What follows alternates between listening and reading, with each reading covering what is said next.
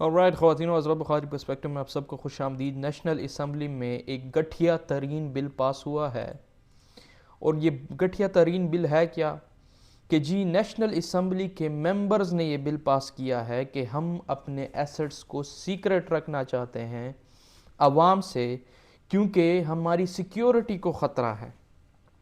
Democracy का वो bed rock जहाँ पर गवर्नमेंट्स के थ्रू, नेशनल असम्बलीज के थ्रू एक ट्रस्ट बनाया जाता है कि पार्लियामेंटेरियन की तमाम तर जो डिटेल्स होंगी वो सबके सामने होंगी, ताकि कॉन्फ्लिक्ट ऑफ इंटरेस्ट ना हो।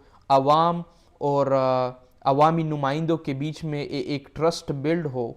डायरेक्टली उसके ऊपर अटैक किया गया है। अवामी नुमाइंदे अब ये फैसला कर रहे हैं कि हमें अपने एसेट्स छुपाने हैं आवाम से, क्योंकि हमारी सिक्योरिटी को ख़तरा है। अब चलो ये बात तो समझ आती है कि जी आपके फैमिली मेम्बर्स के कोई पर्सनल डिटेल्स हो, उनके आइडेंटिटीज़ वगैरह हो, चलो ये बात तो हमें समझ आती है। लेकिन ये बात हमें समझ नहीं आती कि 1 साल तक इन्होंने अब क्या करना पड़ेगा कि इन्होंने ये कानून पास कर लिया है कि अब 1 साल तक ये स्पीकर नेशनल असम्बली या सेनेट चेयरमैन या फिर जो भी इस तरह की बॉडी है उसके पास जाएंगे, उसके कान में अपने डिटेल्स बता देंगे, और फिर वो उन्हें लिख कर दे देगा कि जी अब अपने इलेक्शन कमीशन के पास अपनी डिटेल्स जमा करनी है, लेकिन इलेक्शन कमीशन अपने ईयरली गज़ट बुक में आपकी डिटेल्स शाया नहीं करेगा। अब ये अवाम के साथ हो रहा है कि जी अवामी नुमाइंदे अब आवाम को रिस्पॉन्सिबल नहीं है कि अपने एसेट्स की डिक्लेरेशन करें, बताएं कि हम कितना पैसा कमा रहे हैं, कोई कॉन्फ्लिक्ट ऑफ इंटरेस्ट तो नहीं हो रहा, कोई इनको ज़रूरत नहीं है। और ये एक रिवायत चलती आ रही है पिछले 2-3 सालों से कि हमें बार बार दो चीज़ों के ऊपर हमें बताया जाता है कि हम अमेंडमेंट्स कर रहे हैं, हम कवानीन बता रहे हैं। एक जी ये डेमोक्रेसी के लिए बहुत अच्छा है, और दूसरा ये लोगों के लिए अच्छा है। हालांकि वो तमाम तर कवानीन डेमोक्रेसी के ख़िलाफ़ होते हैं, डेमोक्रेसी को डायरेक्टली डैमेज करना चाहते हैं, आवाम से उनके इनपुट्स के राइट लेना चाहते हैं, और साथ साथ ये जितने भी कवानीन पास किए जा रहे हैं पिछले 3 सालों से डायरेक्टली आवाम को मज़ीद बेड़ियों में जकड़ना है, ताकि ये मज़ीद उन नुमाइंदों के रहमो करम पर हो।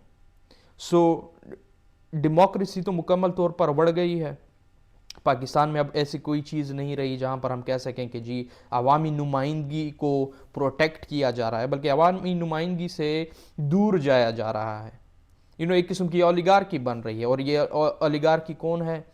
ये ओलिगार्की हमारी एलीट क्लास है, जिन्होंने मुकम्मल तौर पर इस स्टेट के ऊपर कब्ज़ा किया हुआ है। कोई अकाउंटेबिलिटी नहीं, कोई जवाबदेही नहीं है, चाहे फिर आपकी इलेक्शन चोरी करने हो, चाहे फिर सुप्रीम कोर्ट में एक नई उससे भी ऊपर की सुप्रीम कोर्ट बनानी हो, 26वीं आईनी तरमीम जैसी थर्ड क्लास की आईनी तरमीम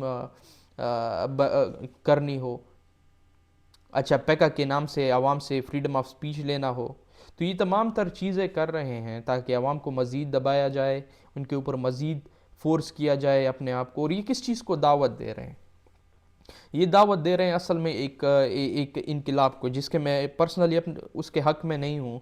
लेकिन यही मसला होता है, जब आप आवाम के मैंडेट को प्रोटेक्ट नहीं कर सकते, जब आप आवाम की नुमाइंदगी नहीं कर सकते, तब इनकलाब ही मैंडेट बन जाता है। और इस तरह के कवानीन पास कर जो कि डिटर्मिन करता है अवामी ट्रस्ट को, आप अवाम ही के ऊपर ट्रस्ट नहीं कर रहे। अब आप अवाम को अब आप अवाम आपके ऊपर किस तरीके से ट्रस्ट करे? इस तरीके से कि जी आप अपने एसेट्स छुपा रहे हैं। ये तो इनइक्वालिटी है। अवाम की तमाम तर एसेट्स आपके सामने एक्सपोज्ड है, आप किसी को भी उठा सकते हैं किसी भी मामले में, लेकिन अवाम आपकी एसेट्स वगैरह नहीं देख सकती, क्योंकि आप जनाब को ख़तरा है इससे।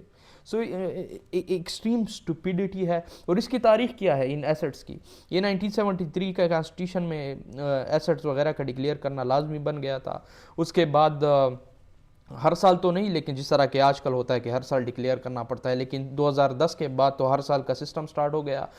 2017 में नवाज शरीफ को पनामा केस में जब निकाला गया, तो नवाज शरीफ की पार्टी ने ही दोबारा सी अमेंडमेंट जो जो जो थी कि जी तमाम तर जितने भी एसेट्स वगैरह हैं पार्टी वालों ने इन सबको डिक्लेयर करना पड़ेगा।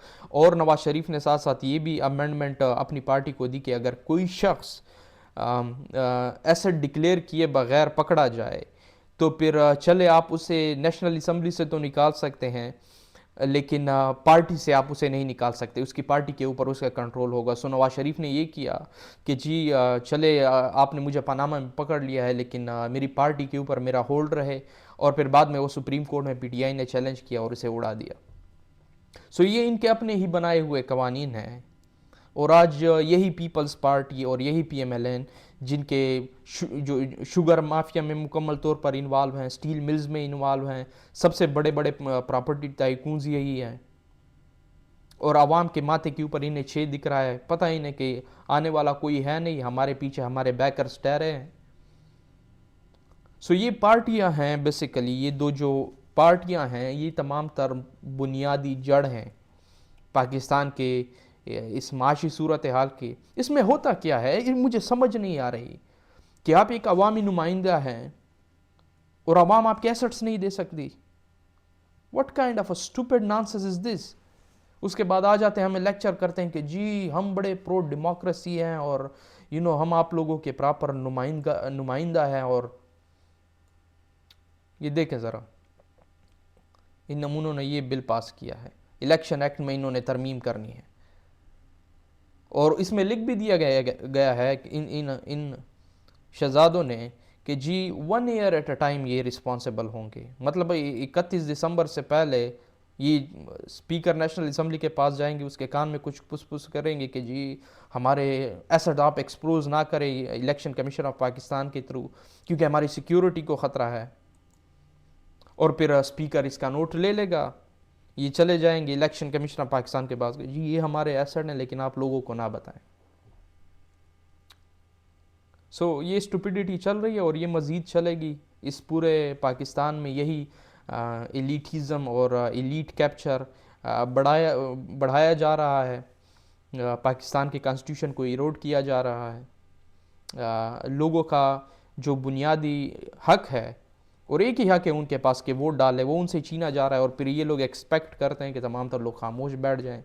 ट्वीट्स के ऊपर लोगों को 17 साल की कैद सुनाई जा रही है।